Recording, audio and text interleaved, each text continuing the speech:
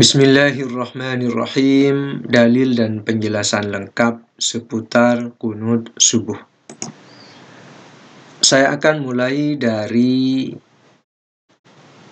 hadis yang menceritakan tentang seorang anak yang bertanya kepada bapaknya tentang kunut subuh, yang kemudian dijawab oleh bapaknya, "Ai bunai muhdath, wahai anakku, kunut subuh itu adalah hal yang baru." Di dalam kitab Mirqatul Mafatih, Syarhu Mishkatil Masabih, Juz 3, halaman 962, nomor hadis 1292, di sini ada keterangan, "La yalzamu nafyul qunuti min nafyi hadha as-sahabiyyi." Tidak perlu menafikan kunut dari sebab penafian satu orang sahabat ini. Jadi satu orang sahabat yang menafikan, menganggap tidak ada kunut subuh, ini tidak perlu dijadikan alasan untuk meniadakan kunut subuh. Kenapa? Li'annahu yahtamilu annahu kana fi akhiris saffi ma'a Rasulillahi sallallahu alaihi wasallam wa ashabihi. Karena sesungguhnya satu orang sahabat ini, kemungkinan sesungguhnya dia itu ada di akhir barisan sholat bersama Rasulullah sallallahu alaihi wasallam dan sahabat-sahabatnya. Falam yasma'il kunutah, maka dia tidak mendengar bacaan kunut itu, yakni maksudnya walam ya'lam bihi, dan dia tidak mengetahui hal itu. Kenapa? Wa huwa fi ghayatin minal bu'di, karena dia berada di posisi yang sangat jauh, yaitu di barisan belakang. Oleh sebab itu, kita akan mendapatkan dalil-dalil tentang adanya kunut subuh. Mari kita lanjutkan. Di dalam kitab Musnad Ahmad, Juz 19, halaman 169, nomor hadis 12.117, sanadnya ada di sini. Saya akan meringkas dengan membaca dari sini. An Ibnu Sirin qala, dari Ibnu Sirin dia berkata, su'ila Anas bin Malik. Anas bin Malik ditanya, hal qanata Rasulullah sallallahu alaihi wasallam? Apakah Rasulullah sallallahu alaihi wasallam melakukan kunut? Qala, maka Anas bin Malik menjawab, na'am, ba'da ruku', ya, setelah ruku'. Kemudian thumma su'ila ba'da dzalika marratan ukhra. Kemudian beliau ditanya setelah itu dengan pertanyaan yang lain. Hal qanata Rasulullah sallallahu alaihi wasallam fi sholatis subhi? Apakah Rasulullah sallallahu alaihi wasallam melakukan kunut di dalam sholat subuh? Qala, maka Anas bin Malik menjawab, na'am, ba'da ruku'i yasiron, ya, setelah ruku' sebentar. Kemudian di dalam kitab Sunan Abi Dawud, Juz 2, halaman 68, nomor hadis 1444, saya akan bacakan dari sini. Ini sama dengan yang barusan. An Anas bin Malikin, dari Anas bin Malik, annahu su'ila, sesungguhnya beliau ditanya, hal qanata Rasulullah sallallahu alaihi wasallam fi salatis subhi?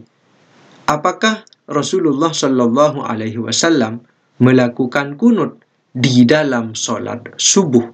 Faqala, maka Anas bin Malik menjawab, na'am. Kemudian faqila lahu, maka dikatakan kepadanya, qabla ruku'i au ba'da ruku', sebelum ruku' atau setelah ruku'. Qala, Anas bin Malik menjawab, ba'dar ruku', setelah ruku'. Qala Musaddad, Musaddad berkata, biyasirin, dengan jeda yang sebentar. Kemudian di sini hadis ini bahwa Rasulullah qunut di dalam sholat subuh ini oleh Syekh Albani dinyatakan hadisnya sahih. Kemudian di dalam kitab Al-Musannaf karya Ibnu Abi Syaibah juz 2 halaman 104 nomor hadis 7000, an Atha'in, dari Atha', anna Rasulullah sallallahu alaihi wasallam qanata fil fajri, sesungguhnya Rasulullah sallallahu alaihi wasallam melakukan kunut di dalam sholat fajar atau sholat subuh. Juga masih di dalam kitab Al-Musannaf nomor hadis 7001, di sini juz dan halamannya ada di bawah. Anna Abu Bakrin qanata fil fajri, sesungguhnya Abu Bakar melakukan kunut di dalam sholat fajar atau sholat subuh.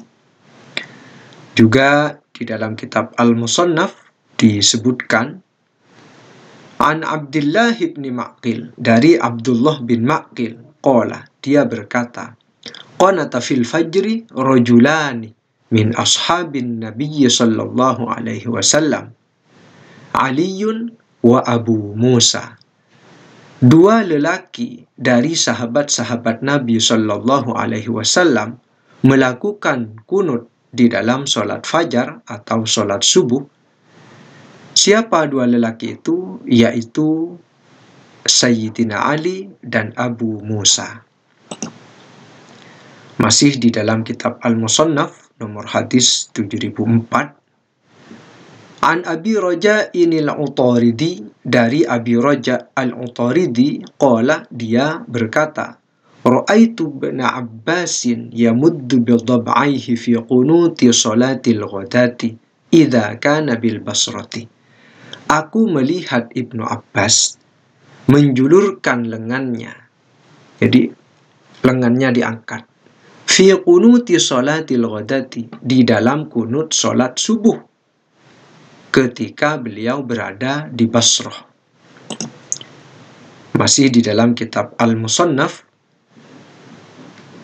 dari Abi Raja' al-Utaridi juga, qala, dia berkata, shalla bina Ibnu Abbasin al-fajr bil Basrati faqanata. Ibnu Abbas salat bersama kami salat subuh di Basrah, maka beliau melakukan kunut. Masih di dalam kitab Al-Musannaf nomor hadis 7006, an Zaid bin Wahbin, dari Zaid bin Wahab, qala, dia berkata, rubbama qanata Umaru fi salatil fajri. Seringkali Sayyidina Umar itu melakukan kunut di dalam sholat fajar atau sholat subuh.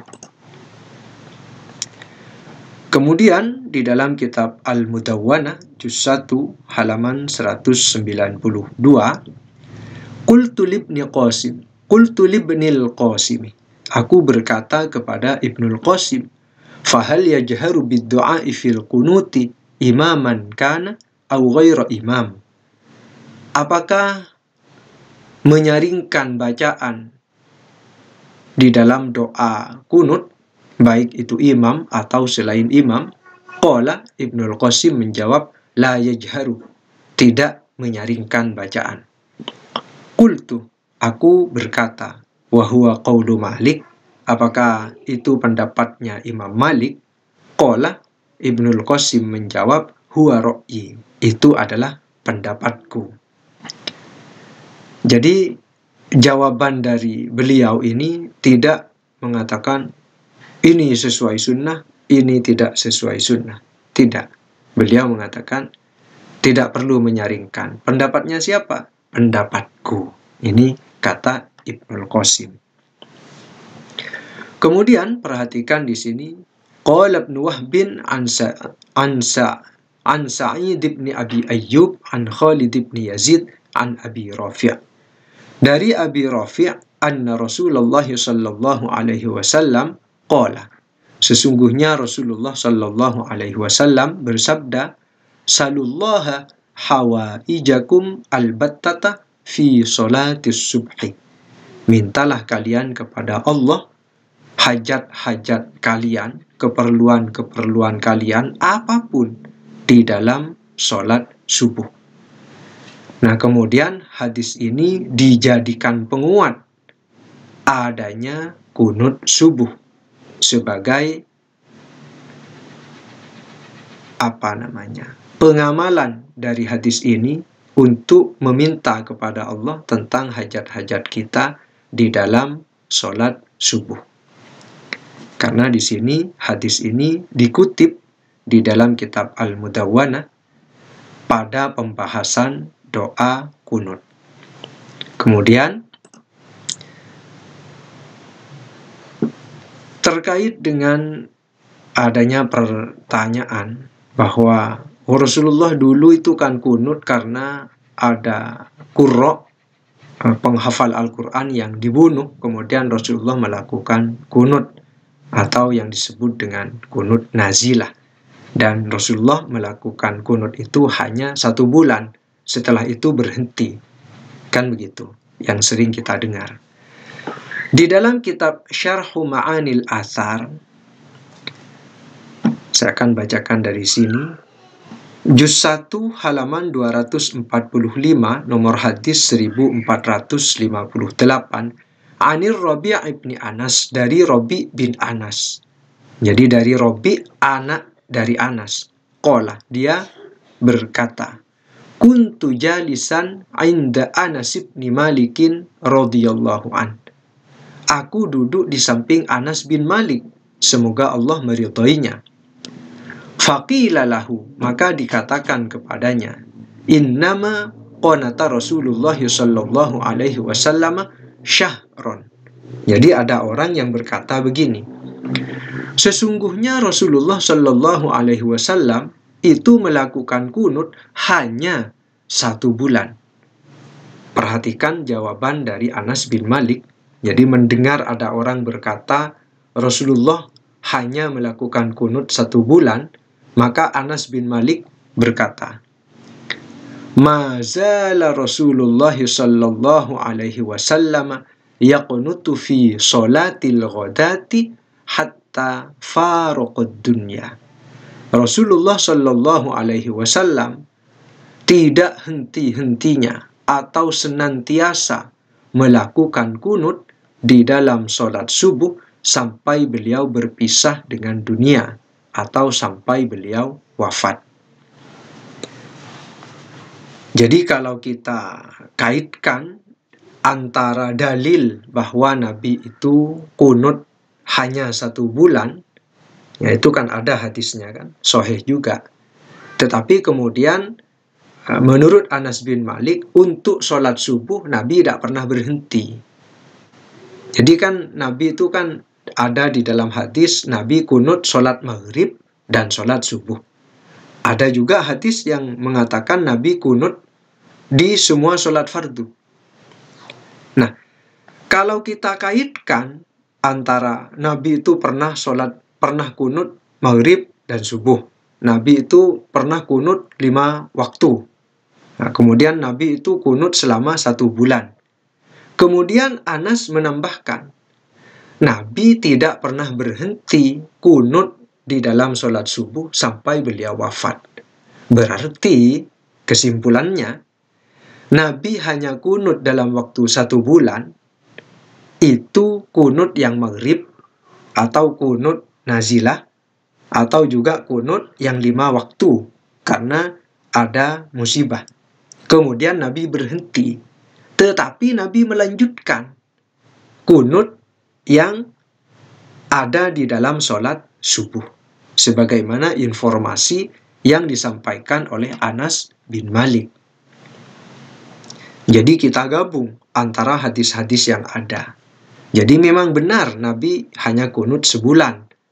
Tapi untuk yang kunut subuh Nabi melanjutkannya sampai beliau wafat. Hadis yang serupa juga bisa kita temukan di dalam kitab Az-Ziyadat ala Kitabil Muzanni. Di sini juga sama. Jadi Anas bin Malik itu ada orang yang berkata Nabi hanya kunut selama sebulan. Nah, maka Anas bin Malik merespon, mazala Rasulullah alaihi salatu wassalam yaqnutu fi salatil ghadati hatta faraqad dunya. Rasulullah alaihi salatu wassalam senantiasa tidak henti-hentinya melakukan kunut di dalam salat subuh sampai beliau berpisah dengan dunia. Hadis yang serupa juga ada di dalam kitab Sunan Ad-Daruqutni, juz 2 halaman 372, nomor hadis 1694. Kemudian hadis yang sama juga ada di kitab As-Sunanul Kubra karya Imam Al-Baihaqi, juz 2 halaman 287, nomor hadis 3105. Kemudian terkait ada yang kunut, ada yang tidak. Dan ini sudah terjadi sejak zaman dahulu sampai sekarang. Dan tidak perlu bertengkar. Karena di dalam kitab Al-Musannaf karya Ibnu Abi Syaibah disebutkan haddatsana Abu Bakrin qala. Abu Bakar menceritakan kepada kami, qala dia berkata, sami'tu Waqi'an, aku mendengar Waqi', yaqulu dia berkata, sami'tu Sufyan, aku mendengar Sufyan, yaqulu dia berkata, man qanata fahasanun wa man lam yaqnut fahasanun. Barang siapa berkunut maka bagus, dan barang siapa yang tidak kunut maka bagus. Yang kunut bagus, yang tidak kunut bagus, karena sama-sama masih sholat. Yang tidak bagus, yang tidak sholat. Juga disebutkan di dalam Sunan At-Tirmidzi perkataan Sufyan Ats-Tsauri, in qanata fil fajri fahasanun wa illam yaqnut fahasanun. Apabila melakukan kunut di dalam sholat subuh maka bagus. Wa illam yaqnut fahasanun. Dan apabila tidak melakukan kunut maka juga bagus. Semoga video ini bermanfaat. Sebagai tambahan, apabila ada yang mengatakan Nabi itu melakukan kunut nazilah, berarti harus ada illat, harus ada penyebab. Apa sebabnya? Berarti ada musibah atau ada pembantaian, misalkan seperti di zaman Nabi, sehingga Nabi melakukan kunut. Nah, sebenarnya dari hadis-hadis yang tadi, itu kan Nabi pernah melakukan kunut karena ada pembantaian Qurra itu. Kemudian Nabi kunut selama 1 bulan. Tetapi khusus subuh Nabi melanjutkannya sampai beliau wafat. Baik ada kasus tragedi atau tidak, Nabi melanjutkannya sampai beliau meninggal dunia. Tetapi kalau memang masih ada yang mau ngotot, itu kunut nazilah, harus ada tragedi. Nah, sekarang yang namanya tragedi yang menimpa umat Islam ini setiap hari. Di Palestina, saudara kita itu setiap hari berada dalam ketertindasan dan belum merdeka. Maka apa alasannya masih mempermasalahkan kunut? Jikapun harus kunut nazilah, maka boleh-boleh saja sekarang. Bahkan disunnahkan karena ada tragedi yang setiap hari terus berlangsung. Semoga video ini yang menjelaskan tentang adanya kunut subuh, semoga bisa bermanfaat untuk teman-teman semua. Kurang lebihnya mohon maaf. Wallahu a'lam. Wassalamualaikum warahmatullahi wabarakatuh.